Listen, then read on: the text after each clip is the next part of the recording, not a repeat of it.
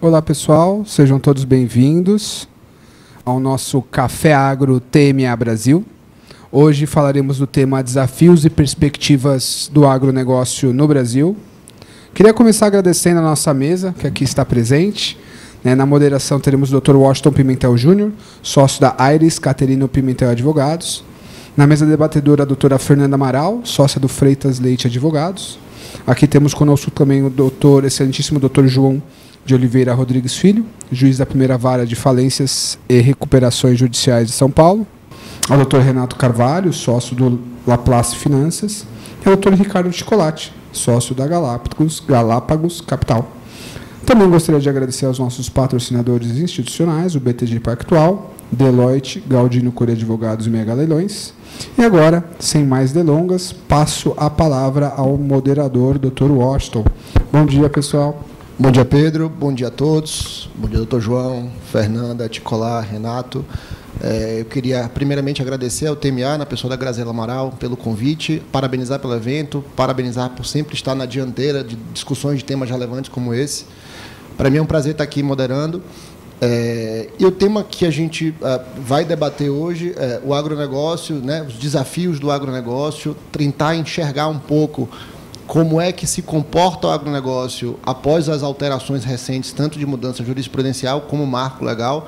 Nós tivemos duas alterações significativas, a 3.986, que foi a Lei do Agro, que trouxe bastante alteração, trouxe alteração para a estruturação de CRA, trouxe alteração na criação do patrimônio rural de afetação, trouxe alteração com a criação do Fundo Garantidor Coletivo, muitas alterações relevantes. Nós tivemos também a criação do Fundo de Investimento das Indústrias e da Cadeia do Agronegócio, né, o FIAGRO.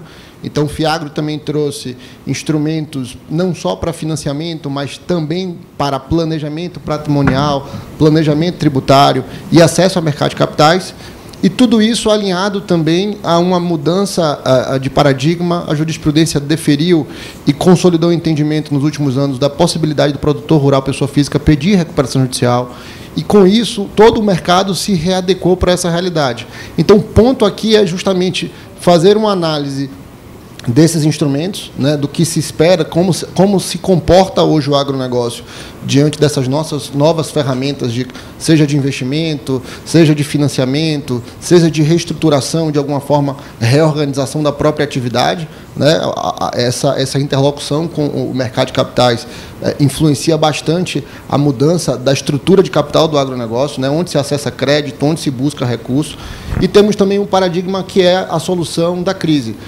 Todo mundo hoje fala e enxerga o agronegócio como um setor pujante, ele é, né, responsável de forma bastante relevante do nosso PIB, mas também é uma atividade de alto risco, né, que precisa ter instrumentos, precisa ter acesso a ferramentas que auxiliem em um momento de eventual crise. A gente sabe que o mercado é cíclico, ele sofre bastante influência das intempéries climáticas, e isso faz com que a gente tenha que se reajustar. Nos últimos 2 anos, tivemos uma disparada do preço de commodities. Essa disparada, ela, em um primeiro momento, ela garantiu margem a produtores melhor estruturados, mas ela carregou consigo, nos ciclos subsequentes, custos elevados de frete, de custeio, de investimento, e tudo isso hoje repercute bastante. Hoje, nós tivemos casos recentes de empresas e de produtores já em estruturas de FIAGRO pedindo RJ, o mercado discutiu bastante isso nas últimas semanas. Então, pontos como esses são importantes, né? Enxergar os novos mecanismos, enxergar a jurisprudência, discutir um pouco essa ferramenta. E, para que a gente começar, eu queria passar a palavra para a Fernanda Amaral, ela que foi a primeira estruturadora de FIAGRO do nosso país, né, juntamente com a Galápagos Capital, que está aqui, que foi também a primeira casa que estruturou o FIAGRO, para a gente conseguir debater um pouco, né, falar, porque eu acho, Fernanda, que um dos pontos que hoje, e eu falava com o Dr. João mais cedo, falava com o Renato, o agronegócio, ele tem uma super garantia, né? O patrimônio, o ativo imobilizado, né? A fazenda vale muito dinheiro.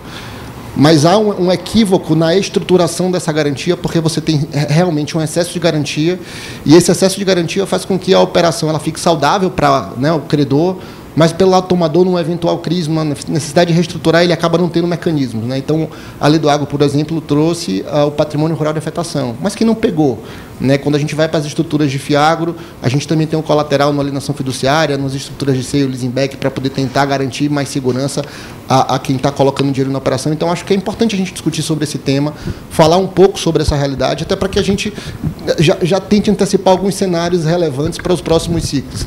Então, de novo, agradeço a todos por estarem aqui presentes, a vocês por terem aceitado o convite. É um prazer dividir a mesa e vamos falar um pouco. Bom dia a todos, tudo bom? Muito obrigada pelo convite também, a Graziella, a todos da TMA, ao Washington e aos colegas aqui não exatamente da mesa, aqui do nosso café. Na conversa preparatória que a gente teve para fazer aqui o café e falar com vocês, o Washington, inclusive, usou uma expressão bastante interessante. É o agro ideal e o agro real. E, falando do FIAGRO e dessas estruturas de garantia, é claro que a gente tenta aproximar as estruturas do mercado de capitais aqui, principalmente de São Paulo, né, da Faria Lima, que já é um termo bastante utilizado, e o que a gente precisa é aproximar isso das práticas do agro. Falando sobre o excesso de garantias, isso é um ponto bastante importante. A gente vê em operações, principalmente aquelas que são feitas ainda com o Banco do Brasil e com outros bancos de fomento do agro, hipotecas em primeiro, segundo, terceiro, até quarto grau. E por que isso? Porque são fazendas muito grandes. A gente sabe que as propriedades rurais, elas muitas vezes congregam mais de uma matrícula, mas elas acabam sendo uma unidade só em uma fazenda, e o credor quer a garantia do imóvel todo, da fazenda toda. Então, acaba tendo um excesso de garantia para o volume da operação. São operações longas, essas operações, as garantias não são liberadas proporcionalmente, e você acaba tendo impedimento do acesso a um novo crédito, porque, muitas vezes, o produtor rural não tem a garantia para constituir. O patrimônio de afetação rural ele veio com a proposta de fazer... de apresentar uma alternativa para essa questão da garantia, na medida em que ele consegue fazer um destaque de área para que você possa ter a garantia apenas sobre uma fração daquela propriedade rural. Como disse o Washington, ainda não pegou. A gente teve uma recente alteração na lei, semana passada, 10 dias atrás, para tentar aprimorar esse mecanismo, e esperamos que, com isso, os produtores passem a disponibilizar de um outro formato, né, e poder ter mais acesso a crédito, dando frações da sua unidade em garantia.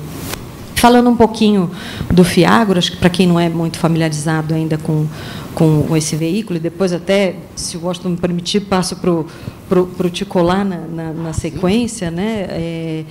Eu tive a honra de participar da estruturação do primeiro FIAGRO listado na B3, com a Galápagos, né? Era um FIAGRO da Galápagos. E, para quem não sabe, o FIAGRO é um fundo dedicado para o agronegócio.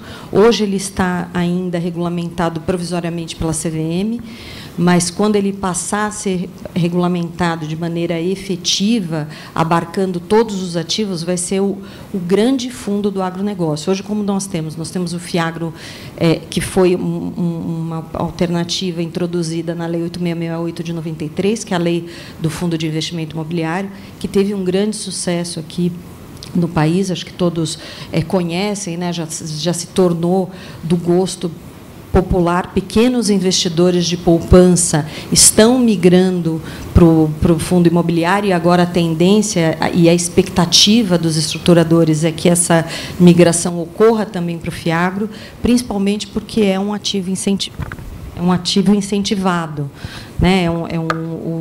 As cotas tanto do fundo imobiliário quanto do FIAGRO, elas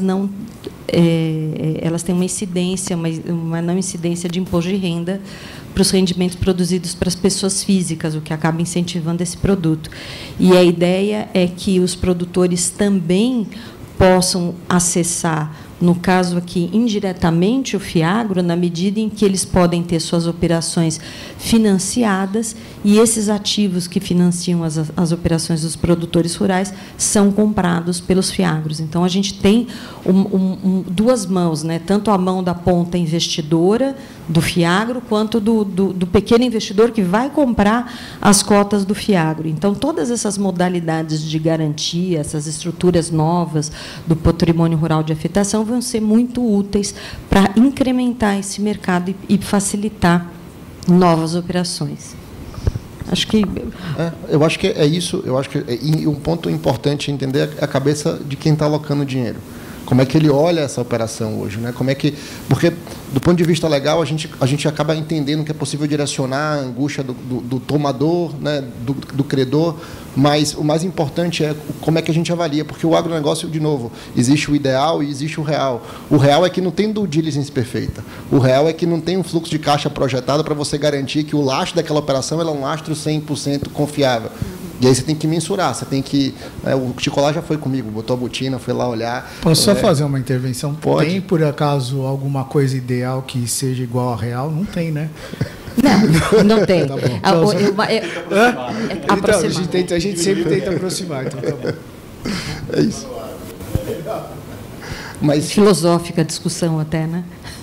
Mas, Ticolá, como é a experiência de olhar esses ativos? Você que está, inclusive, dedicando dia a dia da sua operação em identificar a oportunidade de encontrar ativos e alocar, sobretudo via a estrutura de Fiagro ou propriamente títulos específicos como emissão de CRA. Bom, antes de mais nada, bom dia a todos. Obrigado também pelo convite de estar aqui participando desse evento. É muito bacana. A questão do Fiagro, como a gente é uma casa de investimentos, né, nós originamos operações diretamente com clientes, tomadores de recursos, em diversos segmentos, e principalmente no setor agro. E distribuímos essas operações junto aos nossos investidores em casa. Então, nós fazemos uma linha completa, né, de originar, olhar o crédito, a modelagem da operação, a estruturação e a distribuição, com funding dos nossos investidores, e nós representamos os investidores. Então, a gente é uma casa que é jovem, tem 3 anos de vida, mas que já cresceu, tem hoje aí aproximadamente 11 bilhões de recursos sob gestão no total, uma boa parte desses recursos voltados para crédito. Então, esse assunto para a gente é extremamente fundamental, porque está dentro do nosso modelo de negócio. Nós, junto com a Fernanda, no escritório Freitas Leite, nós estruturamos o primeiro Fiagro do mercado, assim que a legislação permitiu. Não é porque a gente é mais bacana que os outros. Primeiro, porque a gente está muito bem assessorado, é claro. Porque o que está ajudando a financiar o setor, na minha opinião, não é só o Fiagro, é o mercado de capitais como um todo. O acesso a funding que o setor precisa cada vez mais, porque vem crescendo, é cada vez mais parrudo, né, o tamanho da necessidade, e o Fiagro vem a contribuir em que sentido? Ele democratiza o acesso ao investidor. Então, o investidor que antes do Fiagro, talvez ele pudesse comprar um CRA, mas seriam operações um pouco mais concentradas. O Fiagro, ele permite, dentro de uma estrutura de boa governança que o fundo traz, com uma regulamentação bastante forte, o investidor, até de pequeno ticket, é um cara que pode estar investindo nesse negócio. Então, você amplia a capacidade de obtenção de recursos que acabam sendo direcionados para o agronegócio como um todo. Então, para te dar uma ideia, nós já temos hoje aproximadamente 50 mil... quantos são? Eu tenho anotado aqui. 52 mil investidores no Fiagro no mês de maio. No mês de junho, já estava em 92 mil investidores. Um produto relativamente novo que começou no segundo semestre do ano passado.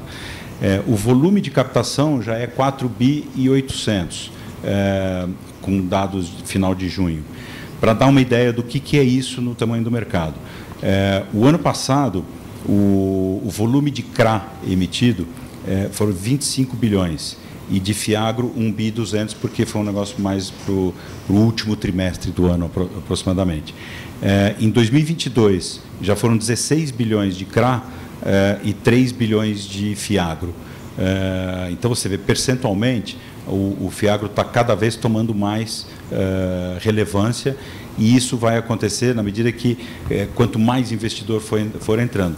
Desses investidores, aproximadamente 70% 94% são pessoas físicas e 80% do volume.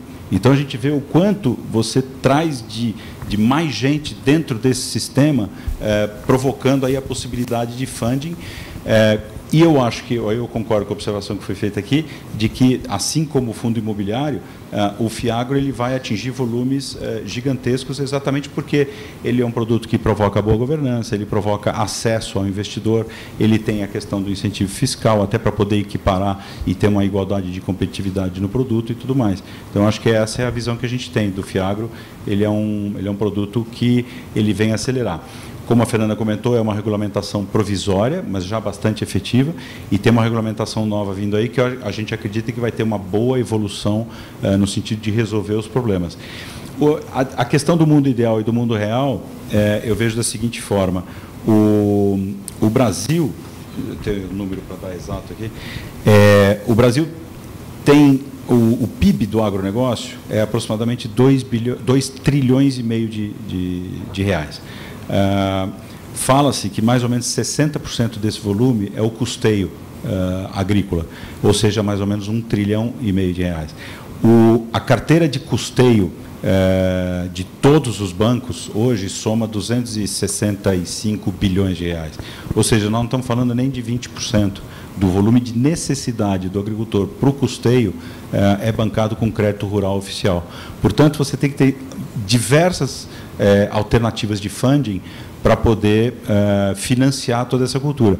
Então, você tem os grandes bancos, obviamente, que financiam, mas você tem as cooperativas, você tem as revendas, as tradings, e você tem o mercado de capitais, que cada vez mais ele vai crescer por conta de uma regulamentação cada vez mais efetiva. Então, acho que é isso, né? Quer dizer, o mundo ideal e o mundo real é fazer cada vez mais o agronegócio ter acesso a funding. Para isso precisa discutir garantia, precisa discutir governança, precisa discutir uma série de coisas, mas o acesso ao capital ele tem que ter diversas fontes. Outro dia me perguntaram, mas por que eu vou tomar uma operação de CRA que vai ser lastreada num FIAGRO, colocado junto a milhares de investidores, se eu posso tomar o crédito rural? A verdade é que você pode tomar o crédito rural, mas por um valor muito limitado. O crédito rural não atende todo mundo, portanto, aquele custo, quem tiver a possibilidade de tomar recurso dentro daquele custo, ótimo. Ele é um dinheiro mais de curto prazo, tem uma certa insegurança da renovação de linha no ano seguinte, e quanto ao mercado de capitais, ele também acaba contribuindo muito na questão de fluxo, porque ele pode ser operações de mais longo prazo, etc. Então, você adequa melhor e diminui o risco do tomador de recursos por conta de oscilação de clima, de condições de mercado, etc. e tal.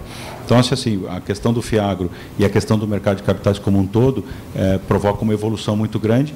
Nós tivemos esse boom de preço, que é muito bem falado aqui.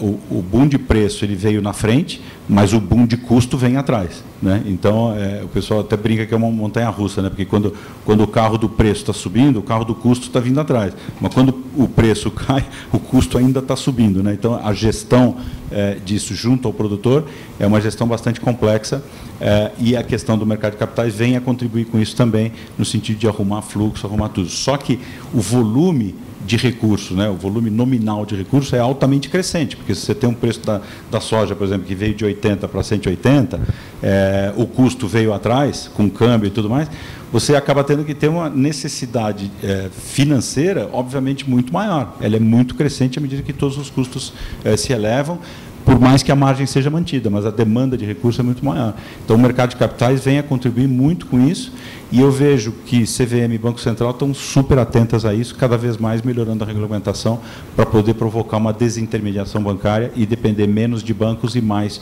do mercado de capitais e das estruturas de tradings e cooperativas, etc. e tal. Acho que é isso. Um ponto, Ticolar, que, assim, vamos finalizar a primeira rodada e a gente retorna, mas que eu acho que a gente vale a pena falar, é que hoje a gente pode, inclusive, nessas emissões, você está falando de, basicamente, a limitação do orçamento público para custear o crédito rural, mercado de capitais, e hoje a possibilidade de lastrear CRA em dólar, né? Então, a gente tem também essa alteração que ela é relevante para o mercado. A gente não tinha essa possibilidade, isso mudou. Mas, antes de chegar lá, eu queria passar a palavra para o Renato, para a gente fechar um ciclo de mercado para que o doutor João consiga nos trazer. Por mim, aqui. podia ficar falando de mercado, porque falar da parte jurídica vai ser chata pra caramba, não vai não? Vai não tá muito mais legal isso aqui? Não tá, não. Vai ficar bom. O mercado só existe com a parte jurídica. Exatamente. Começou. Aí, o ideal, real, entendeu? Como é que funciona. Mas, Renato, no qual a gente no alinhamento, a gente falou, e você trouxe um outro elemento que é um elemento também muito relevante para o FIAGRO. E aí, acredito que todos que acompanham sabem das angústias do produtor rural. E a principal angústia, por exemplo, é planejamento patrimonial, planejamento sucessório e a exposição tributária, né, da valorização desse ativo. Então, o FIAGRO trouxe um elemento muito importante, que é planejar esse patrimônio, inclusive em aspectos sucessórios, sem a exposição imediata ao que a gente chama de ganho, a incidência do imposto de renda sobre o ganho de capital, né? Então, ele cria um diferimento para pagamento e você permite uma melhor manipulação do valor real do ativo, porque você tem a possibilidade de estruturar FIAGROs, integralizar os ativos. Esses ativos são integralizados no valor real de avaliação atual, mas sem ter um custo de capital, sem uma incidência de imposto de renda, por exemplo, nesse momento, somente quando, porventura, existia uma alienação das cotas. E esse é um outro ponto importante, porque quando a gente saiu uma pesquisa recente da KPMG e do IBGC falando sobre nível de governança nas empresas do agronegócio, e o nível ainda é muito baixo. E, assim, muito baixo, a gente fala, mas são produtores rurais. São produtores rurais que faturam 2 bilhões de reais no CPF, 1,5 bilhão de reais no CPF. São pessoas que têm 30, 15, 10 bilhões de reais em patrimônio. Então, ao pensar neste tamanho, você fala assim, opa, não tem uma estrutura de CNPJ por trás, não tem um conselho de administração, o cara não é auditado, não tem um balanço com double check do Big Four. Não tem. Então, e hoje a gente começa a ter problema, e a gente enfrentou isso na nossa prática profissional, Covid, inviabilizando o CPF pagador de pagar, inviabilizando o CPF de vendedor de vender, e você fala assim, como é que uma estrutura desse tamanho para? E o FIAGRO começa a trazer essas discussões sobre esses planejamentos, sobre uma utilização com esse viés, um viés de implementar melhor governança, e esse ponto você trouxe de forma bastante relevante, foi um ponto que a Fernanda falou, opa, porque você questionou, o FIAGRO não pegou, e existem percepções, o mercado de capitais aderiu rapidamente ao FIAGRO para fazer estruturas de dívida, de financiamento, de investimento.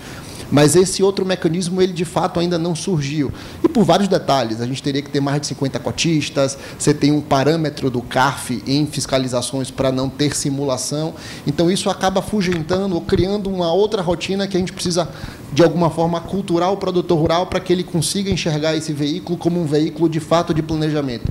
Então, acho que esse é um ponto que a gente pode... Eu posso fazer uma pergunta emendando? Claro. Até para... Vocês estão no mercado, vocês acham que nós estamos vivendo uma fase de transição dentro do agronegócio, sobretudo por conta dessa nova perspectiva de captação de recursos de economia popular, que eu acho super importante, justamente para depender menos da intervenção estatal e de intervenção do mercado financeiro na captação de recursos, indo para um modelo um pouco mais americanizado? Vocês acham que a gente está partindo para isso? Falta muito? Porque é bem aquilo que o Washington trouxe, né? A gente ainda tem uma questão de gestão do agronegócio concentrado, muitas vezes, em grandes produtores, pessoas físicas, e você tem um mercado de investimento muito grande, muito forte, olhando para isso e falando, isso daqui pode ser um excelente negócio, e certamente é uma máquina que poderia gerar muito mais recursos do que da forma como está hoje.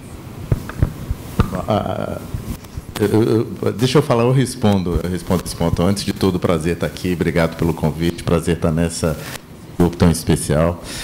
É sempre uma delícia falar aqui pro TMA, eu tenho isso com um carinho absoluto. Eu acho que tem um ponto importante, quando eu comentei que o FIAGRO não pegou, a questão fundamental é como o FII, tem o FII de papel e o FII de tijolo, que a gente chama no mercado, né? O FII de papel funciona, o de tijolo também.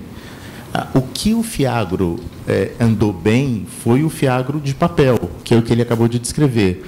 O FIAGRO de tijolo, né, o FIAGRO de terra, ainda não. E a gente acha que esse é um instrumento que pode ser fundamental para resolver dois problemas do agro. O primeiro problema, eu estou vendo aqui o Fernando do Rabobank, que ele sabe muito bem, quando você vai lá fazer uma avaliação do patrimônio de afetação, a hipoteca de primeiro e segundo grau, quanto vale a terra? Chama o perito, vai, volta, etc. Imagina que essa terra esteja dentro de um fiagro de tijolo e o preço esteja cotado no mercado. Então, o que a gente percebe aí, respondendo a pergunta, do ponto de vista de financiamento de dívida, como alternativa de dívida, a gente está vendo um desenvolvimento incrível, né? Graças ao querido Temer, o papel do BNDES diminuiu muito.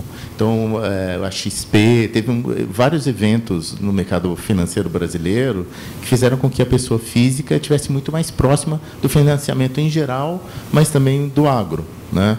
Acho que meu colega de painel aqui falou bastante disso.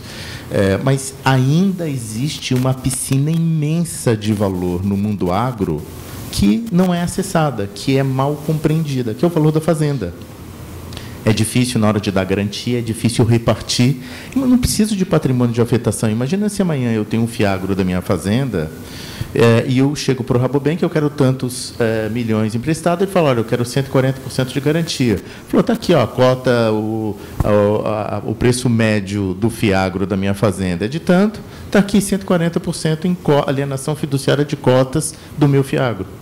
Então, facilita as transações com crédito, facilita a governança e facilita a sucessão. É engraçado, a gente estava falando aqui, Caterina, né?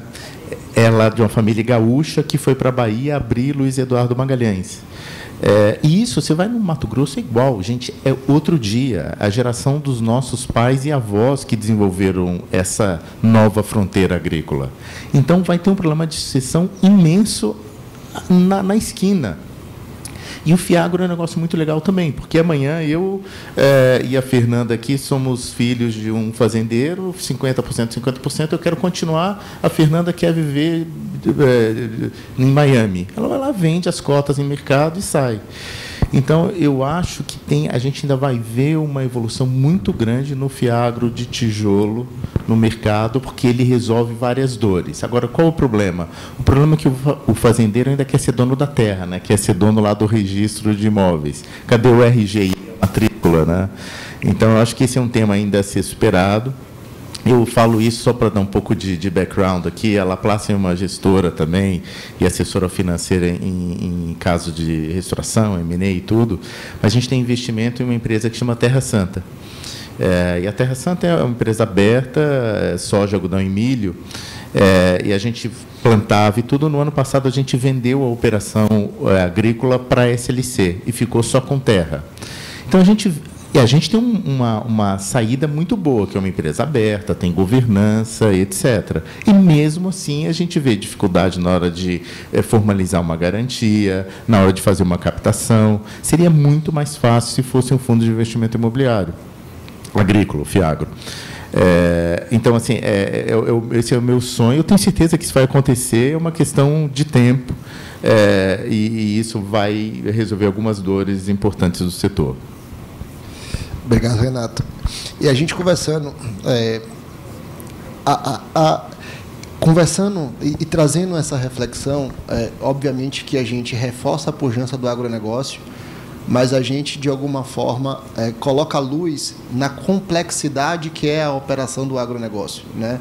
A complexidade nas estruturas de dívida, nas estruturas de garantia, nas exposições de risco. E, há algum tempo, o pedido de recuperação do produtor estava muito distante, né?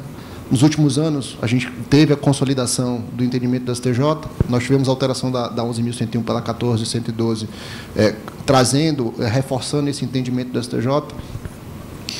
E todo esse movimento de alteração da lei do agro, com novos instrumentos de garantia, novas estruturas de dívida, o próprio fiagro, o mercado de capitais acessando, e o Renato falou uma coisa importante, muito embora, né, poético na dinâmica do painel, de fato, sem o jurídico, nada disso ficaria de pé. E, sem dúvida alguma, o agro é um setor sensível ao pedido de RJ, se valendo, na verdade, dos instrumentos de reestruturação de dívida, né? Recuperação judicial, recuperação extrajudicial. E eu acho que esse é um ponto muito sensível, porque há um mês atrás o BTG, um fiagro do BTG, sofreu com um pedido de RJ de um produtor rural que tinha integralizado um ativo num FII de tijolo. Estava lá dentro, e aí se discute que era uma operação de sale leasing back, fraude a credor, existia uma anotação premonitória que talvez tivesse que ser computada no risco. Ou seja, o agro, há 10 anos atrás, estava muito distante da RJ, o mercado de capitais ainda não tinha essa interface. Hoje você tem mecanismos de mercado de capitais com pulverização de investidores tomando um risco de estruturas sofisticadas, e o jurídico precisa dessa resposta. Hoje nós temos uma estrutura jurisprudencial e legal que já atende isso. Mas eu acho que essa dinâmica ainda precisa ser refinada. Como é que é a sua sensação, doutor João? Bom dia a todos. Prazer estar aqui de novo. Grazi e Pedro, obrigado pelo convite. Desde 2016, lá na primeira vara de falência e recuperações judiciais aqui de São Paulo, uma coisa que eu tenho notado é realmente um empobrecimento ainda de muitas questões a respeito da estruturação jurídica de operação e, sobretudo, de soerguimento, né, do plano de recuperação judicial. A gente ainda vive uma realidade de judicialização, por isso que eu fiz a brincadeira, nós vamos para o jurídico, é chato. É chato porque burocratiza, é importante você ter, e aí vindo, é importante você já vir com uma boa estrutura jurídica de um plano de recuperação judicial, acobertada por um bom plano de negociação e de análise de mercado, porque eu não vou falar o nome, mas eu vi um tempo atrás já um ministro do STJ dizendo que a recuperação judicial não funcionava por causa do Poder Judiciário. E com as devidas vênias, isso é uma premissa muito equivocada, porque o judiciário não tem nada a ver com a recuperação judicial. A gente processa, olha a legalidade da operação, do plano e ponto. Agora, se o plano vai funcionar ou não vai funcionar, isso daí é uma questão que tem que ser analisada pelo mercado, e sempre foi assim que foi dito na jurisprudência desde o início de vigência da 11.101 lá atrás. Só que o mercado muitas vezes não comparece. E o moral hazard no Brasil, ele é altíssimo. É altíssimo. Porque a gente vê...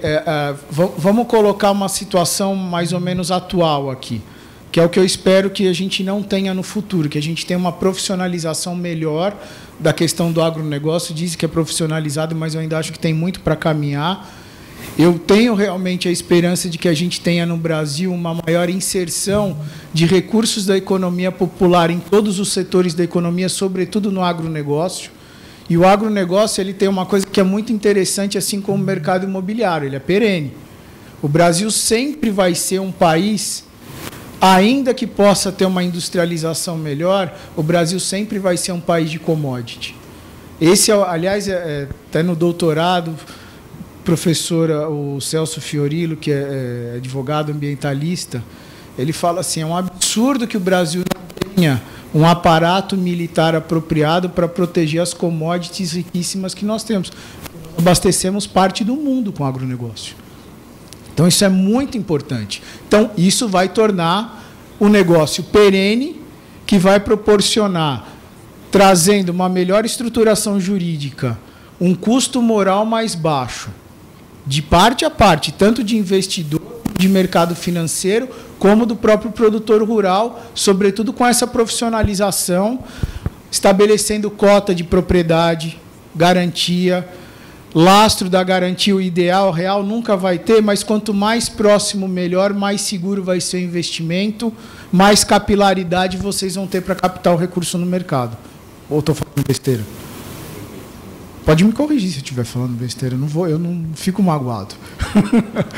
Então, eu acho que assim, essa questão de mercado, trazendo as coisas, não prontas, mas trazendo as coisas mais transparentes, com mais responsabilidade dentro do Poder Judiciário, você vai ter recuperações judiciais com uma maior chance de efetivamente proporcionar o soerguimento da empresa.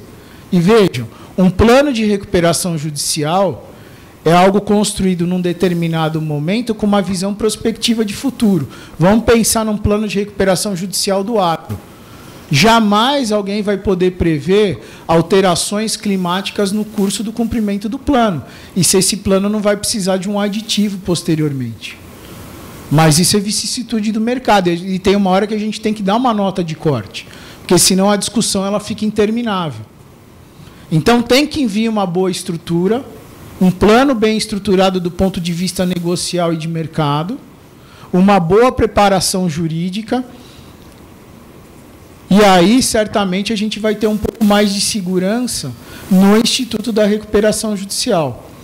E vejam, o Brasil está caminhando para que todo o mercado, sejam quem concede crédito, quem toma crédito, quem está terceirizado nessa cadeia toda de produtividade, trazendo um caminho de entender que agentes econômicos lato sensu precisam de instrumentos de reestruturação.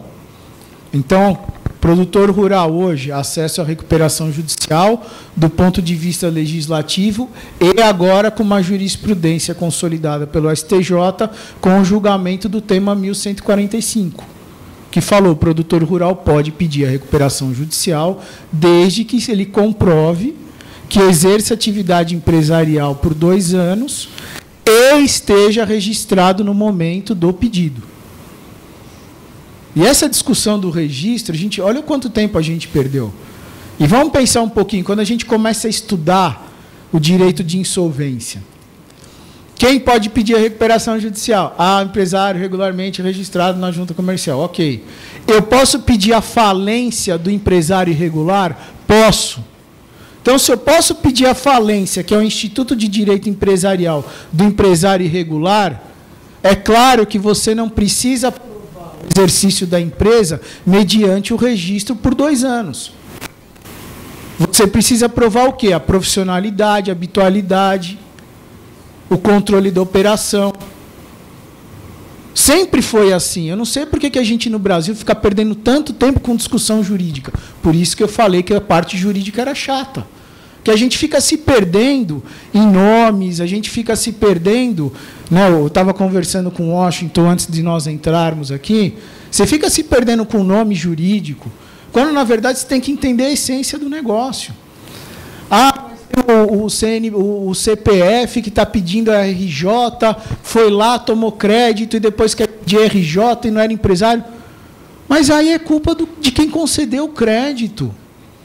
Quem concede o crédito tem que fazer uma análise séria dentro de parâmetros objetivos. Eu acho que o jurídico ele tem que vir aí. Então, vamos lá. Precificação da fazenda.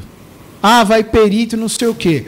A partir do momento que o mercado financiador estabelecer critérios objetivos para avaliação do ativo e garantia precisa ter uma avaliação de mercado, porque a avaliação judicial não interessa, a avaliação judicial a gente pensa no quê? Em venda forçada.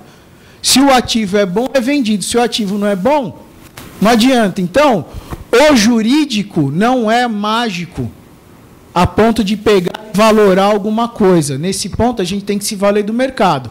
Se o mercado, com o tempo, o amadurecimento, trouxe parâmetros objetivos para avaliação desse ativo, certamente isso vai ser incorporado na jurisprudência. Por quê? Porque é o mercado que está trazendo a solução. Fala, olha, a gente precisa analisar para determinada cultura, se aquela terra é boa, se ela não é, a extensão territorial, se ela é uma planície, se ela está cheia de... se é um terreno muito acidentado, esse tipo de situação. É isso que a gente tem que começar a enfrentar nos processos que envolvem um caráter econômico muito preponderante. Senão o jurídico não vai resolver nada, nós não vamos ter um amadurecimento do mercado e o Brasil vai continuar patinando na economia. Quando a gente tem um potencial de investimento, não só de investimento de investidores, de bancos, de fundos e assim por diante, mas da própria captação de recursos da economia popular. Tem um monte de gente que tem um pouquinho de dinheiro que, ao invés de pegar e ficar colocando na poupança, fala, quer saber? tem esse Fiagro aqui, essa cotinha aqui, eu acho que eu vou investir uns R$10 mil nisso daqui, porque eu tenho uma chance de rentabilidade melhor que da poupança. E você vai ter um monte de gente assim. E vai ter um monte de gente, uma série de agentes econômicos, que vão acabar investindo. Associações civis podem pegar patrimônio. Eu vou começar a reinvestir o dinheiro que eu tenho aqui, não para gerar lucro, instituição de ensino, por exemplo, mas para poder manter uma rentabilidade dos recursos que eu tenho para reinvestir na minha associação. Então, vejam, nós estamos caminhando no Brasil para entender que todos os agentes econômicos precisam de reestruturação. Produtor rural, pedidos de associações de ensino, de associações civis de recuperação judicial, a lei do superendividamento do consumidor. Todos esses instrumentos estão mostrando para nós a importância de reinserir as pessoas no mercado para que a gente possa, de novo, colocar aquela pessoa para investir, para empreender, para pegar recurso dela, para ela comprar, para ela movimentar. Eu acho que é essa mentalidade que nós precisamos ter. Eu acho que a parte jurídica, ela precisa vir de uma maneira transparente, não mudar o nome para achar que vai alterar a essência, porque isso, desculpa, isso para mim é uma situação de clara má-fé. Então, mostra quem você é juridicamente, coloca as suas cartas na... E, a partir disso, a gente vai ter discussões mais transparentes e, muito provavelmente, soluções muito mais bem-sucedidas do ponto de vista de reestruturação e soerguimento. Perfeito, doutor João. E a sua fala, obviamente, contrastando com o mercado, né, trazendo para o mercado a necessidade de estruturar essas operações e participar da solução. Eu sei que não vou jamais lhe pedir para a gente dissecar o caso do Fiagro, que foi afetado pelo pedido de RJ, mas com essas mudanças de estrutura, obviamente, essa necessidade do mercado enxergar, antecipar os cenários para trazer segurança é muito importante, porque a resposta do judiciário é basicamente fazer o controle de legalidade e tentar dar segurança para todos os envolvidos. Mas tecnicamente, a gente sabe que o agronegócio ele passa por uma necessidade de, inclusive, revisar as suas próprias estruturas de garantia. Enfim, você faz um sale leasing back, talvez você tenha uma discussão se o sale leasing back não é uma fraude acreedor, que você está tentando dar um outro nome, dizendo que é dívida, quando, na verdade, não é uma estrutura de dívida propriamente dita, né? Você tá mesclando a tentativa de alguma forma, criar mecanismos de... não vou dizer blindagem porque não blinda, mas mecanismos que criem alguma confusão no enfrentamento dessas estruturas. E aí, eu acho que esse é um ponto que a gente discutiu, inclusive tivemos a oportunidade de falar na Bahia Farm Show, a necessidade de criar uma rotina clara de estrutura e identificação da real situação do produtor rural. Eu acho que esse é o desafio, né? Eu acho que a gente pode bater só um papo rápido sobre isso, porque eu acho que esse é o desafio da gente, enquanto profissionais, sejam assessores financeiros, fundos de investimento, advogados que trabalham em estruturação, é exatamente conseguir dar suporte ao judiciário nesse sentido.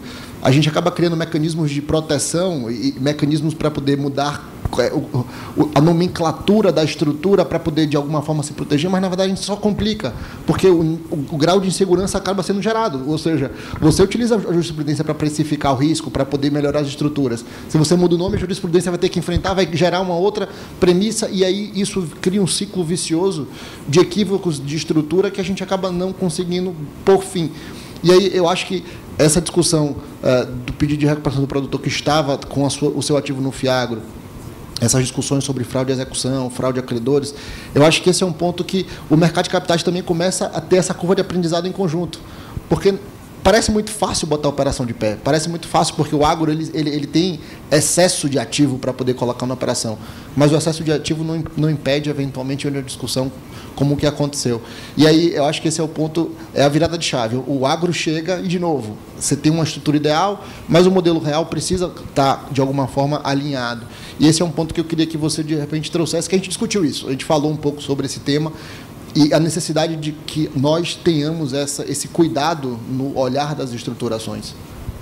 Claro.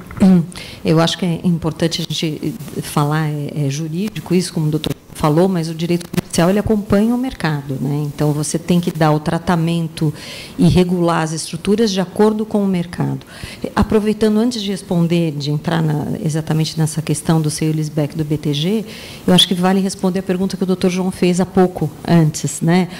É uma tendência o mercado de agro se abrir para o mercado de capitais e fazer essa transição? Eu acho que sim, é uma evolução. Não diria que é uma virada de chave, ela não vai ser brusca, ela vai ter que ser suave, até porque eu acho que um tem que respeitar o outro, tanto o mercado de capitais, tanto o mercado de agro, talvez vai ter que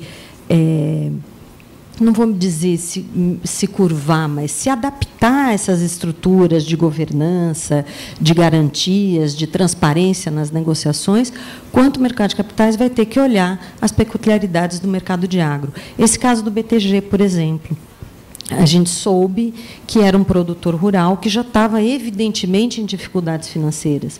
E a matrícula do imóvel já tinha, inclusive, 2 averbações premonitórias. Então, talvez tenha faltado um pouco de cautela nessa análise. A gente tem as estruturas, elas estão aí, mas ninguém vai reinventar a roda. Então, você tem que olhar direito a dinâmica do agro. Como você comentou, doutor João, você não vai fazer um plano de recuperação prevendo as variações climáticas, mas elas existem, e não dá para você deixar de observar isso. Então, eu acho que esse movimento vai ser gradual e natural, de uma coisa se adaptando à outra. E eu acho que ambos só têm a crescer. Os poupadores vão conhecer melhor esse mercado, os produtores vão conhecer melhor essas estruturas de garantia e tende a caminhar para uma evolução, não diria uma virada de chave brusca, mas vai ser uma evolução, tudo isso. E o mercado de capitais vai ter que se acostumar com essas estruturas, né? Saber avaliar essas propriedades, saber avaliar o movimento desse produtor para não ter esses tropeços. E, infelizmente, é no tropeço que a gente vai aprendendo a corrigir as estruturas, né? E o problema é que o mercado, e aí quando a gente fala mercado, a gente está falando, obviamente, mercado de capitais, mas o mercado como um todo, né, advogados, assessores financeiros, empresários, o próprio judiciário, acaba sofrendo muito com tudo isso, porque quando sai uma notícia dessa e a gente está trabalhando de precificar a cota para dar em garantia, a cota caiu 26% num dia só, então mudou a razão de garantia, índice de liquidez da operação, você tem que reestruturar essa operação imediatamente, mas o pior de tudo é que parece que o sistema ele é inseguro. No fim do dia, como o Brasil é inseguro, né? Como há insegurança jurídica, não importa se você alterou a lei, não importa se você tem uma lei da liberdade econômica, não importa se você adota os modelos da UNCITRAL, se você está atento aos índices do Banco Mundial para fins de doing business no Brasil, acaba que a gente perpetua um discurso de insegurança quando, na verdade, é dever de casa. Eu acho que acaba aparecendo mais o que dá errado do que dá certo. Né? Exatamente. Então, o insucesso desse caso, especialmente, e afetou o valor da cota, não tem como, porque teve um problema ali, mas não estão falando também dos sucessos. Né? Os sucessos eles acabam não sendo tão aclamados quanto os insucessos. Mas acho que é natural também isso, né? O problema é que a gente não pode ter uma visão binária. Esse aqui é aí que está. Tem que olhar o que dá errado? Claro que tem que olhar o que dá errado, porque, né, quem erra uma vez, ok, quem erra 2 vezes, né? Agora, tem que mostrar o que dá certo para falar, olha, você está indo por um caminho que você tem riscos. E nem tudo a gente pode mensurar. Mas também tem um índice de acerto que torna o produto atraente. Então, essa visão binária, só ficar mostrando que dá errado, ou então só ficar mostrando que dá certo e mascar o que dá errado, acho que a gente... Por isso que eu falei da questão da transparência. Falo, olha, o risco é esse, não sei o quê, entendeu? Principalmente para quem está para financiador, pessoa física. Porque certamente vai chegar questionamento de aplicação de direito do consumidor na hora de dar informação sobre o produto. Então, isso daí precisa ter cuidado. Então, o binário não dá certo. Tem que Tem que ir no mas todo. Você sabe, eu não sou advogado, mas eu me lembro que esse caso de sale leaseback, quando não tinha fiagro, não tinha nada, já tinha essa discussão de você fazer uma operação de sale leaseback, dependendo da dívida e do valor da terra. Ou seja, esse é um caso meio antigo. E esse também é uma estrutura perigosa de fiagro. Tem 2 fiagros fazendo isso, né? Porque, já que, aliás, eu adorei, usando o moral hazard, eu falei, isso aqui eu vou guardar para o resto da minha vida. Puta, é um orgulho ter um juiz brasileiro falando isso. Mas aqui é um caso de adverse selection, porque economicamente é um fiagro perigoso, porque se eu empresto dinheiro com a garantia da fazenda, o que vai acontecer? Se o cara for mal e a fazenda for boa, ele vai arrumar dinheiro em algum lugar para recomprar. E a chance maior é eu, como dono do fiagro, ficar com as piores fazendas. Porque para fazenda boa, alguém sempre compra, né? Então, esse é um caso que, acho que juridicamente já tem um histórico que não é bom, né? E financeiramente, economicamente, não é um negócio que faz muito sentido. Quando eu falava do fiagro de tijolo, era um fiagro mesmo, de eu ir lá, como investidor, comprar uma fazenda e ser dono de um pedaço de fazenda, vender cotas dessa fazenda, né? Então, aqui é uma estrutura de fiagro, né, meio que usado de um jeito diferente e perigoso. Vou fazer um comentário. Na história de crédito do Brasil e qualquer lugar do mundo, sempre tem problemas, né? É que a gente não está tão acostumado a ver o mercado de capitais enfrentando esses problemas, porque isso é uma história relativamente recente. Não é tão antigo, mas antes o crédito era praticamente todo bancário, né? Tudo isso aqui no Brasil e em diversas partes do mundo aconteceu porque nós tivemos uma concentração bancária que ela não consegue mais atender o mercado nas suas demandas, nas suas evoluções, né? E aí o mercado de capitais vem, desde que tem uma política de governo, né, como vem tendo com o Banco Central, o CVM, etc., dando regulamentação para o mercado para provocar uma desintermediação bancária e, consequentemente, fazer o acesso ao funding, quanto mais democrático, melhor. Mas um problema como esse que teve no fundo mencionado, eu me recordo, por exemplo, quando a Cooperativa Agrícola de Cotia quebrou, lá atrás, faz muitos anos, talvez 30, e tem problemas até hoje nos imóveis da CAC, o mercado no dia seguinte parou de dar crédito para a cooperativa. Mas era uma coisa dentro do sistema bancário. Então, não era uma discussão que gerava toda essa polêmica, porque o banco estava absorvendo aquele prejuízo, o investidor, que na realidade era um rentista que comprava o CDB do banco, nem prestava atenção nisso. Agora não, agora é um processo de desintermediação bancária. Então, acho que faz parte da evolução esse tipo de discussão, e nós vamos ter sempre.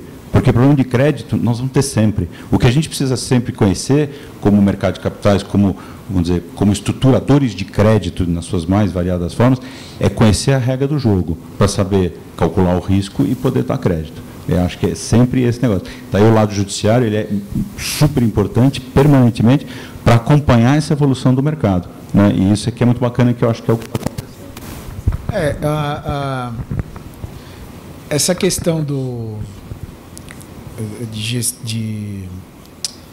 de ativos e dos processos e da desconcentração bancária, trazendo um pouco aqui para a recuperação judicial, todo mundo aqui está cansado de saber que, assim, falou recuperação judicial, o mercado credor já torce o nariz de uma maneira assim, eu acho contraproducente. E eu vou explicar para vocês porque que eu acho contraproducente.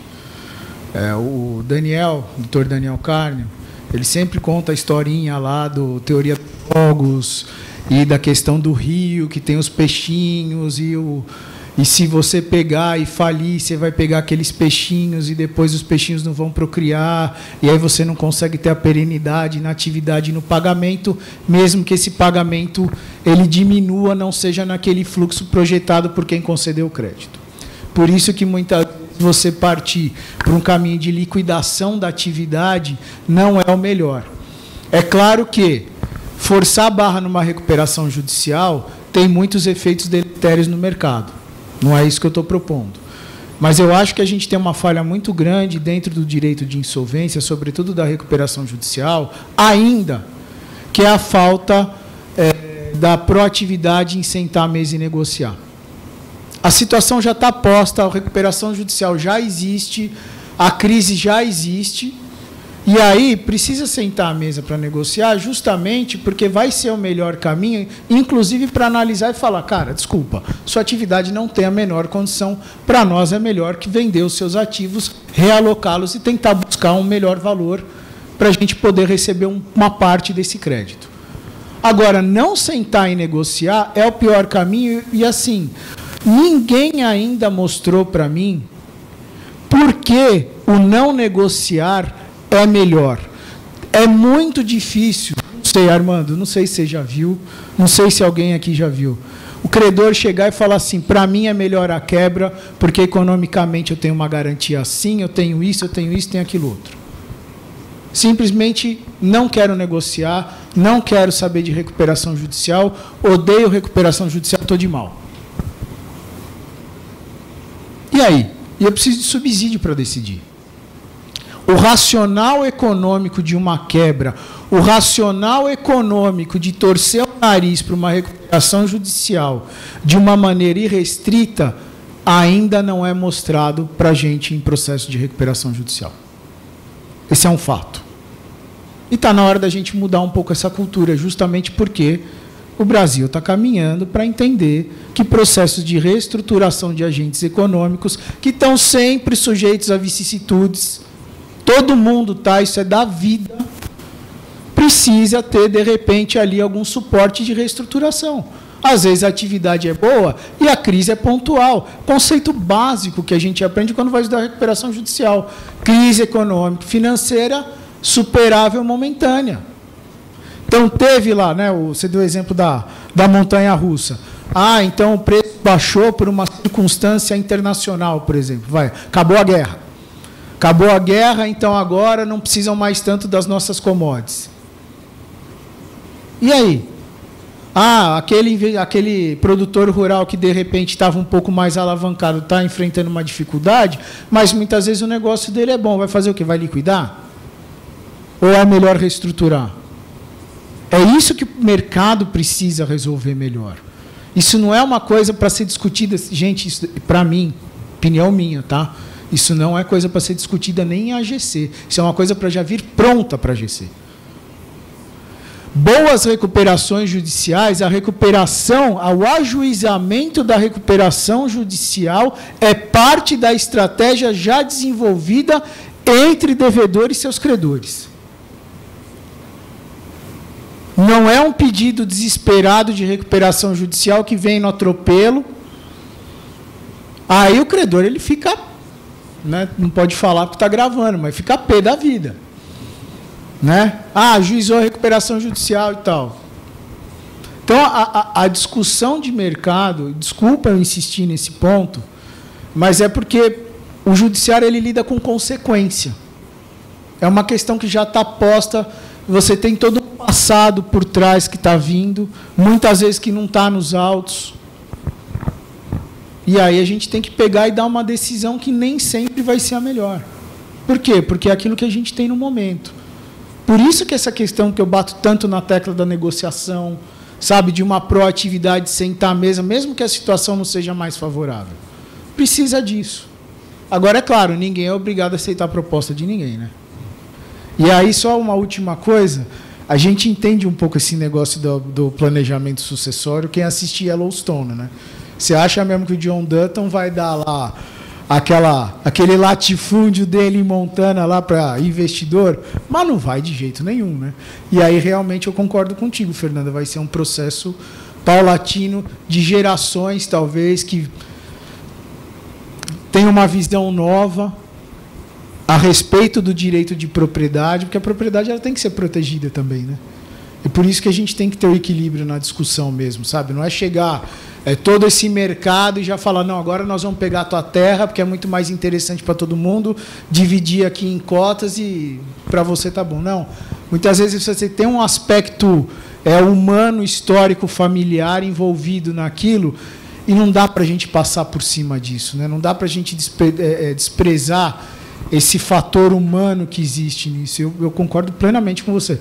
Eu acho, eu não conheço muito, mas eu acho que a gente vai passar por uma evolução, a gente vai chegar num ponto que a gente vai ter um agro muito mais forte do ponto de vista de captação de investimento popular, mas vai ser um processo longo. O que mais me vem à cabeça é que quando a gente fala todos esses pontos e a gente vai para o FIAGRO de fazer a utilização de planejamento da estrutura de fundo, eu acho que a gente tem que dar um passo atrás, que é a convivência do produtor com um CNPJ, para, com essa experiência, o fundo já ser uma realidade. Porque ele não tem a experiência sequer de conviver com a estrutura empresarial. E, de fato, é muito diferente, né? A prática faz com que a gente perceba isso todos os dias. Quando você começa a conversar sobre o fundo, dá um nó, porque ele dá um nó, ele perco a propriedade, já não sou mais o gestor, não tomo decisão sobre o meu ativo, isso está numa outra plataforma. E eu acho que esses instrumentos eles vão, tecnicamente, forçar a quebra do primeiro paradigma, que é você sair de uma operação CPF, e é uma operação, Ticolar, em outras oportunidades a gente discutiu sobre isso, e na verdade é uma estrutura histórica, né? Nós temos uma estrutura histórica com benefícios fiscais, com créditos, com subvenções, né? E isso fez com que essa atividade crescesse tanto, mas nessa estrutura.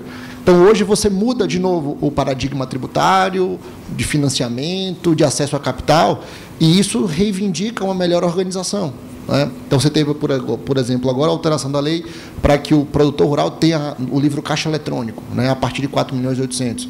Isso nada mais é do que um novo movimento de garantir rigidez, redução de assimetria informacional do ponto de vista contábil e financeiro. Isso é um primeiro passo. E, com isso, a gente vai profissionalizando para poder chegar nesse ponto. Porque, quando a gente começa a se expor ao mercado de capitais, essa repercussão grande ela acontece, mas, para o dia a dia do produtor, não muda nada para ele, né? No fim do dia, não estou conseguindo pagar minha dívida, preciso proteger minha operação, como é que eu vou perder meu patrimônio, não vou conseguir realizar a cláusula de Steuer-Limbeck para poder ter de volta, como é que eu faço?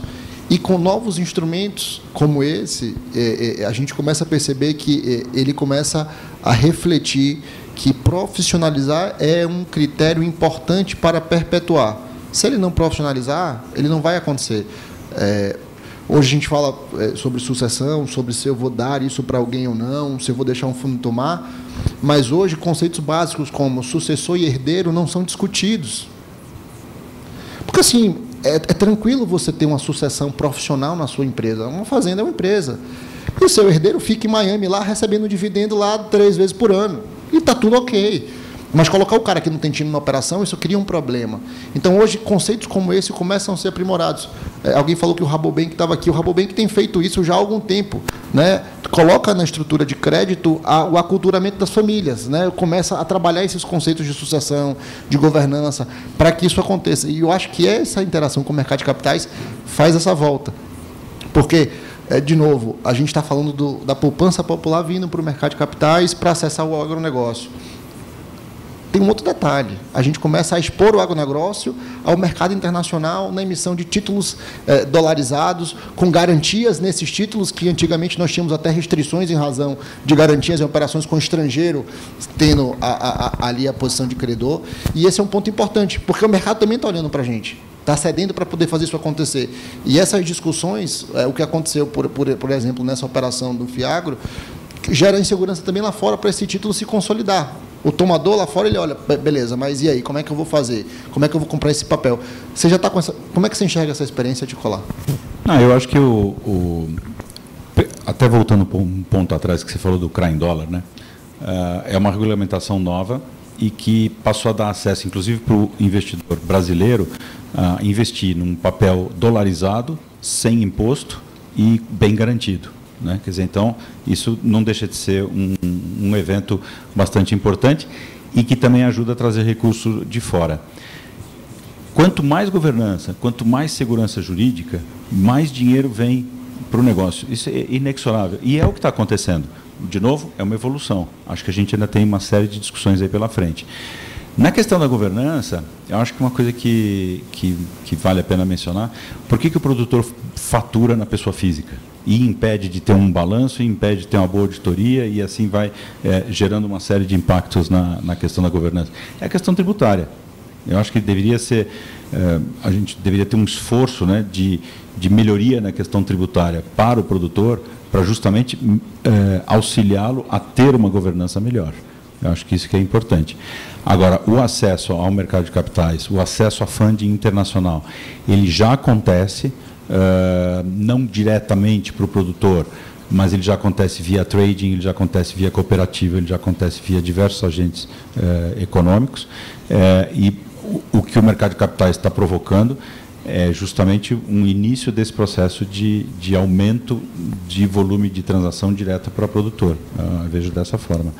Mas, enfim, o que eu acho que são duas coisas fundamentais que precisa melhorar para continuar tendo uma boa evolução. É a questão da governança e a questão do seguro, né? O seguro é outro tema que a gente precisaria, vamos dizer, ter uma evolução no mercado do agronegócio, justamente para ter uma proteção melhor e fazer uma alavancagem de crédito, inclusive, maior. É mais dinheiro para o setor, mais financiamento que tem para poder bancar todo esse crescimento que vem pela frente. Porque a gente tem que pensar o seguinte: o setor agro, ele está muito em voga, mas a grande questão é que ele está beirando aí quase 30% do PIB, né? É extremamente relevante. E pelo andar da carruagem, pelo jeito que é o mundo, pela natureza do Brasil e tudo mais, isso vai para 40% em algum momento. Então, nós vamos precisar de governança, de segurança jurídica, de seguro, de uma série de coisas que tem aí pela frente. Você vê, com todos esses problemas que a gente já tem um setor que representa quase 30% da economia, né? É bastante relevante. E aqui, passar a palavra para o Renato, você trouxe a experiência de estar numa estrutura listada que opera no agro. A gente falava há pouco, né, um volume razoável, né, 200 mil hectares entre safra e safrinha. Governança, SA, aberta, listada. Ou seja, essa experiência, já muito mais profissionalizada, ela já contrasta bastante com o que a gente está falando aqui, né? Ou seja, a gente tem uma atualização de veículo ou, na verdade, a adição de um veículo na estrutura, mas esse é o meu ponto que eu enxergo da evolução da cultura. O produtor enxergar que existe acesso ao mercado com estruturas de profissionalização da própria empresa dele, né? Quando ele compreender que aquilo ali é uma empresa, né? Ele não é uma pessoa física que está operando num ativo familiar, é uma empresa, embora familiar, uma empresa e que tem todas essas interlocuções. Eu acho que é importante, e, assim, a prática de reestruturação nos deixa bastante confortáveis em dizer que... Eu posso fazer uma pergunta? O STJ está falando, né? Não precisa ter o registro por 2 anos, basta que comprove que seja empresa. Vocês não acham que isso daí, a hora que o cara ele vai pedir RJ, ele está confessando que ele é uma empresa, que ele precisa pedir RJ, ele precisa provar. Isso daí já não é um facilitador de mudança de mentalidade para falar, querido, você não é mais família, você é empresa. Você está pedindo RJ, você admitiu. Você não pode falar que você é empresa só por causa da RJ. Agora você vai ser empresa como um todo.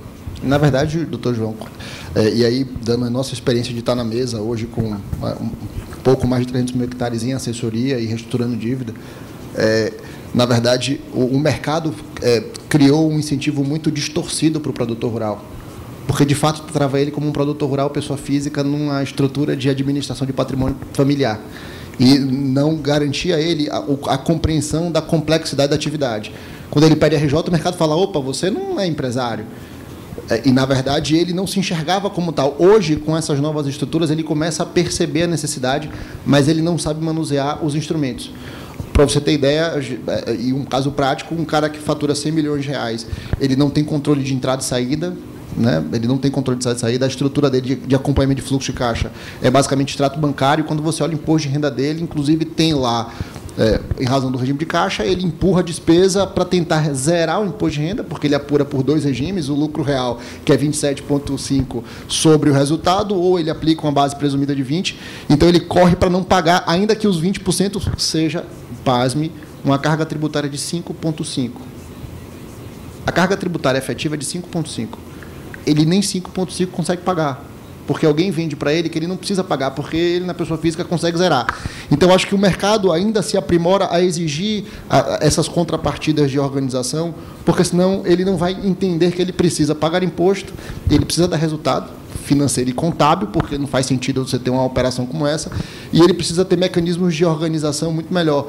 Os bancos já entenderam isso, os fundos já deixam isso claro para ele, não tem outra solução, né? A gente começa a trabalhar a necessidade de ter livro-caixa, de ter informações consolidadas, e isso, relatório de produtividade. Então, o paradigma mudou.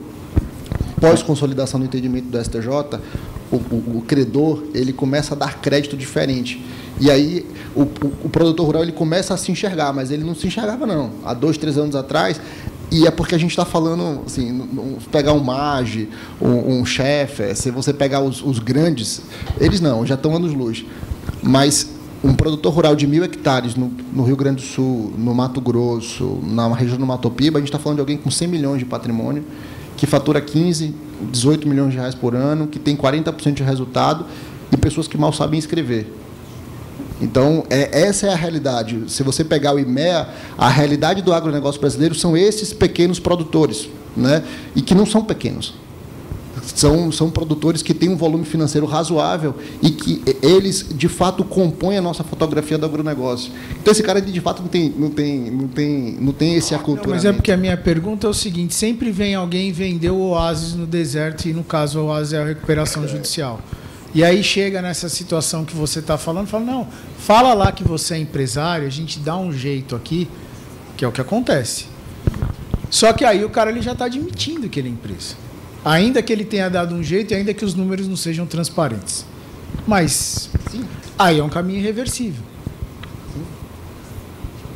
E na hora, vocês não acham que aí nesse caso não é uma oportunidade para dentro do plano de recuperação judicial chegar e falar, olha, já que você admitiu, você não quer, mas já que você admitiu, que você chegou até aqui, vamos transformar isso daí. O que vocês acham disso? Essa é uma pergunta complexa, né? Que você tem muitos casos que a gente pede judicial na pessoa física para se proteger, né? Que não é empresário. Então, o problema do direito brasileiro é que, às vezes, a forma é mais importante do que a realidade, né?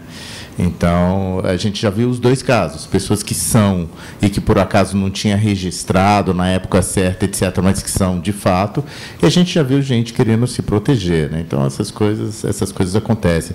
Mas, voltando no tema, acho que isso é um ponto importante, governança e CRA em dólar, são duas palavras que eu fiquei preocupado aqui. Acho que a primeira governança é o fato de a gente ser uma companhia aberta, novo mercado, ou seja, o máximo possível de governança, é uma condição necessária, mas não o suficiente. O diferencial que a gente fez lá na Terra Santa foi gestão de riscos, porque o mundo agro melhorou operacionalmente, assim, é absurdo o ganho de produtividade que a gente viu nos últimos 10 anos. Agora, na gestão de riscos, sobretudo de commodity câmbio, a gente ainda está nos passos, sabe, está engateando. Então, eu acho que esse é um recado importante, né? O que fez diferença para a gente lá foi a gestão de risco commodity câmbio. Eu exporto, então eu posso pegar um CRA em dólar. Cuidado. Eu e o Fernando, a gente tem um caso aqui que olha, eu sou grande exportador de açúcar, então minha dívida inteira pode ser em dólar. Será? Fica aí para o próximo painel. Um abraço, um prazer conhecer você. Pois é, então a gente está direcionando para o fim e eu queria a gente já iniciar as considerações finais. E, doutor João, eu queria que o senhor começasse as considerações finais, porque as suas reflexões, suas perguntas trouxeram para a gente aqui bastante desconforto do ponto de vista de perceber o quanto o judiciário se incomoda, e aí não é um se incomodar pessoal, mas é dizer, não tragam para a gente problemas em que vocês poderiam direcionar e aqui avaliar a legalidade, né? Eu acho que, e concordo, essa é a função do judiciário e o mercado, quem atua com recuperação judicial, com insolvência, cada vez mais compreende que a solução é o mercado que dá, não é o judiciário. O judiciário não tem que validar as estruturas para poder beneficiar A ou B. O mercado dá a solução, o judiciário verifica a legalidade e segue. E eu acho que, com toda a mudança desses paradigmas aqui que a gente fala, não só, né, de mercado, acesso a novos créditos, mas a gente está falando de mudança de paradigma de comportamento empresarial, de alguém que até pouco tempo não se reconhecia como, Então, jurisprudencialmente se reconhece, o mercado hoje reconhece. Hoje, você traz novos mecanismos, você traz a poupança popular para dentro de uma atividade de alto risco, que vai ser impactada em casos de eventuais reestruturações. Então, eu acho que os pontos que foram refletidos aqui, eles possivelmente alterarão também a forma como enxergaremos a recuperação judicial daqui para frente, sobretudo o produtor rural. Porque em um momento, na fase 1, nós temos uma concentração bancária muito grande, né? E, sobretudo, bancos governamentais no grande número.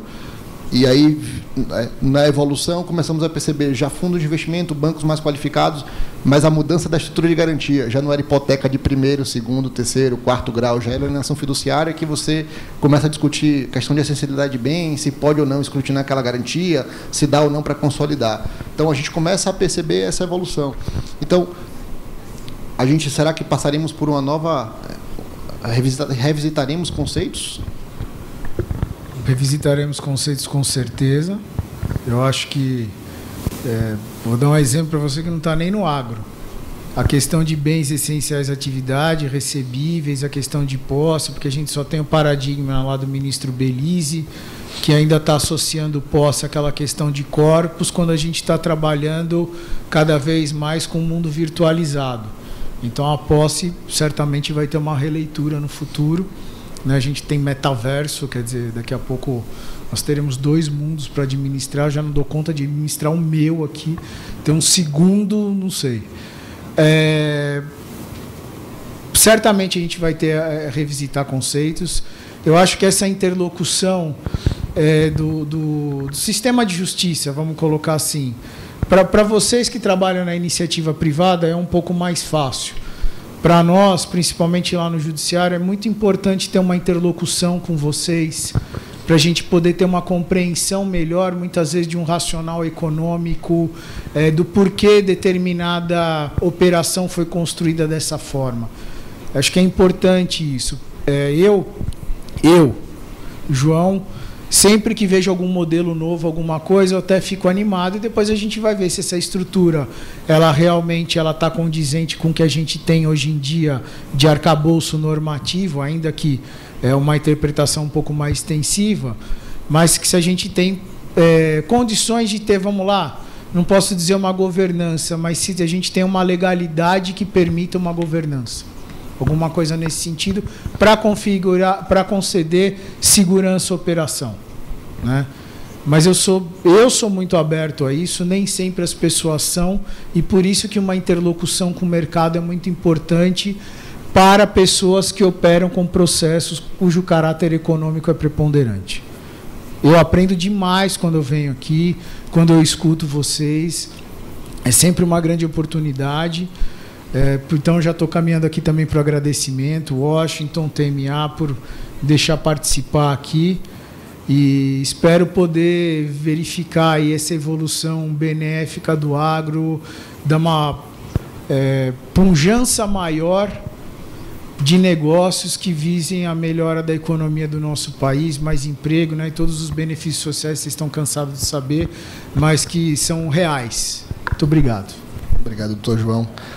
Fernanda, tivemos um movimento versão 1 Fiagro. O que é que você, do que a gente discutiu, desses pontos que a gente já enxergou do movimento de mercado, essa preponderância do Fiagro para fins de crédito, né, consumindo papéis, né, e essas experiências, o que é que você enxerga de fase 2, né, versão 2? O que é que a gente pode esperar daqui para frente, talvez de outras estruturações, um mercado um pouco mais amadurecido? Eu acho que o mercado evoluindo, né, essa constante evolução, o patrimônio rural de afetação, acho que a gente tem que colocar mais esforço para ver se isso funciona. Eu acho que vai ser muito positivo. A gente precisa muito de apoio de órgãos como o INCRA, enfim, para fazer isso virar uma realidade. Eu me lembro, numa dos painéis lá da Bahia Farm Show, nós falamos de alienação fiduciária. Parece a alienação fiduciária é de 97. O julgamento do STF, considerando constitucional, é de 2002, quer dizer, faz 20 anos que a alienação fiduciária está aí. E, falando de alienação fiduciária, os produtores rurais de algumas localidades, Luiz Eduardo Magalhães, por exemplo, que é uma potência, ainda não gostam do Instituto. Eles ainda falam, não, alienação fiduciária, eu vou além de você não poder fazer mais de 1 grau, como ocorre com a hipoteca, ele fala, não, alienação fiduciária eu vou perder. E aí duas pessoas da plateia falaram, não, semana passada eu recebi uma CPR com garantia de alienação fiduciária, eu devolvi. Eu falei, mas e aí depois? O banco aceitou fazer hipoteca? Aceitou. Porque é uma resistência que vai ter que ser quebrada aos poucos, né? Mas eu acho que a evolução vai ser constante. E eu acho que o caminho é muito mais rápido. A gente estava falando aqui das gerações, né, que não tem mais apego tanto com a propriedade. Vou dar um exemplo que, para a gente de São Paulo, é muito, muito tranquilo. Os jovens não querem mais ter carro, eles andam de Uber. Antes, o sonho de qualquer menina era ganhar o primeiro carro com 18 anos. Hoje, não mais. Então, eu acho que esse desapego com a propriedade, em ter um nome na matrícula, que a gente viu isso muito com o fundo imobiliário também patrimonial. As grandes famílias patrimonialistas, elas não queriam deixar de ter o nome na matrícula, ainda que fosse um fundo exclusivo, ela fosse a única cotista, regulamento travado com a política de investimentos bem limitada, ela queria ter ali o nome na matrícula do imóvel. Eu acho que essa evolução agora ela vai ser uma evolução, ela não vai ser brusca, mas ela vai ser um pouco mais rápida, porque a gente já caminhou e o terreno já está muito mais bem semeado para essas novas gerações. O metaverso, a tokenização. A gente fala em tokenização de imóvel, eu já estou falando em tokenização de imóvel rural, principalmente para propiciar estrangeiro, de ter alguma fruição de imóveis. Então, acho que a evolução está muito mais rápida. E é muito bem-vinda, né? E os mecanismos jurídicos existindo, eu acho que o judiciário está cada dia mais aberto a essas inovações. Aquele paternalismo que a gente tinha do judiciário, ele está acabando. Eu acho que está tudo muito mais evoluído. CVM, Banco Central também são órgãos que são muito atentos e abertos a essas inovações de mercado. Então, acho que, como disse o Ticolá, o Brasil é uma potência, é o celeiro do mundo, né? E a gente tem ótimas cabeças. E acho que a tendência, eu sou bem otimista com essa evolução. E os percalços vão existir. Esses contrapontos dos insucessos, do fundo que não deu certo, isso existe até para formar o aprendizado e a jurisprudência porque vem por aí. Sim. Obrigada pela participação, pela atenção. Obrigado, Fernanda. Ticolá, o mercado ele está, do ponto de vista de alocação, né, olhando os ativos, ele está se aperfeiçoando? Como é que você enxerga com base nessas novas estruturas, nesses novos veículos? O mercado, sem dúvida nenhuma, vem se aperfeiçoando muito, com a ajuda, de novo, de Banco Central, CVM, muito atento a tudo isso. Eu acredito que vale a pena contar uma história. Lá em Luiz Eduardo Magalhães, nós tivemos uma reunião com um produtor que o pai dele, há exatos 30 anos, ele era dono de 15 hectares de terra no oeste do Paraná. Quer dizer, uma pessoa simples, né, de patrimônio relativamente pequeno. Hoje até 15 hectares até está valendo uma graninha, mas há 30 anos não valia quase nada, né? E vendeu, entrou num caminhão, foi para Luiz Eduardo, porque ele escutou dizer que aquilo era legal. Luiz Eduardo estava começando, né, não tinha infraestrutura, não tinha uma série de coisas, não tinha eletrificação, não tinha estrada, não tinha nada. Em resumo, hoje, 30 anos depois, ele tem 22 mil hectares de terra, vale R$1,5 bilhão de reais aquele negócio. Quer dizer, é muito pouco tempo para tanta geração de riqueza, né? Isso está acontecendo em Luiz Eduardo Magalhães, está acontecendo na região do Sorriso, aconteceu em diversos lugares. Roraima talvez seja o próximo lugar que isso vai acontecer. Toda a região do Mato Piba, tudo isso está acontecendo, talvez não nessas proporções, mas está crescendo uma barbaridade. O Brasil ainda tem o percentual de terras agricultadas em relação às terras agricultáveis ainda é pequeno, então nós temos um espaço para crescimento gigantesco, e com todos esses problemas que a gente mencionou aqui, já temos 30% do PIB no setor. Quer dizer, eu acredito que a representatividade do setor no PIB vai ser cada vez maior, e para isso todo esse arcabouço de tudo que nós comentamos aqui vai ter que acontecer na governança, vai ter que acontecer no seguro de crédito, vai ter que acontecer no CNPJ, enfim, vai ter que acontecer no arcabouço jurídico como um todo, uma evolução permanente, Problemas vão acontecer, não tenho dúvida, como sempre aconteceram no mercado de crédito. Eu trabalho com crédito desde 85, sempre vi problema de crédito, sempre vai ter. Isso é parte do jogo e por isso que existe a pulverização, por isso que existe a você não ter concentrações de investimento, etc. E tal. Porque falam de problemas, né, por exemplo, desse fundo que nós mencionamos aqui, mas o investidor que está lá tem um percentual provavelmente pequeno do seu patrimônio naquele negócio. E ele, nesse processo todo de desintermediação bancária, ele deixou de ser um investidor de CDB de banco e foi investir no mercado com uma taxa de rentabilidade mais alta, dada a desintermediação bancária. Um percentual pequenininho que ele perca faz parte do jogo. E é isso que torna, inclusive, mais saudável, né? Mas antigamente, não há muito tempo, era tudo praticamente concentrado dentro do banco. Então, é um processo evolutivo que veio com a queda da taxa de juros que nós tivemos recentemente. Agora estamos num momento diferente, mas acho que a tendência, tão logo a gente tenha resolvido a pandemia, a guerra da Rússia, etc., quando as coisas começarem a baixar a poeira, eu acho que a gente vai voltar para ter um cenário de juros mais comportados no Brasil. E esse mercado de investidor está sendo cada vez mais educado para investir diretamente em produtos que tenham uma rentabilidade maior e fazendo com que esse shadow bank cresça bastante. No Brasil já vem crescendo. Na China, se eu não me engano, os números oficiais não são tão críveis assim, mas aproximadamente 70% do mercado de crédito é fora de banco, né? Nos Estados Unidos, mais de 50% do mercado de crédito é fora do mercado de banco, e aqui nós devemos ter 10%, 12% ainda do mercado de crédito fora dos bancos. Então, esse processo de concentração bancária que teve nas últimas décadas, com certeza vai fazer evoluir, já está dando certo, e ainda tem muito trabalho para acontecer. Eu acho que, sem dúvida nenhuma, nós vamos ver uma evolução grande aí pela frente. Excelente. Obrigado, Ticolar. Renato, fecha o evento. Pô, que responsabilidade, hein, um evento desse. O que eu espero, e eu acho que esse é um futuro muito provável, é o que o mercado financeiro se aproxime cada vez mais do agro. O que eu sempre brinco aqui na Faria Lima, eu falo assim, gente, investir em fazenda é a mesma coisa que você comprar um prédio e a cada 5 anos tem um andar novo no prédio. Quando o primeiro investimento que a gente fez no agro foi em Maeda, em 2009, o arrendamento médio que a gente pagava era 8 sacas por hectare.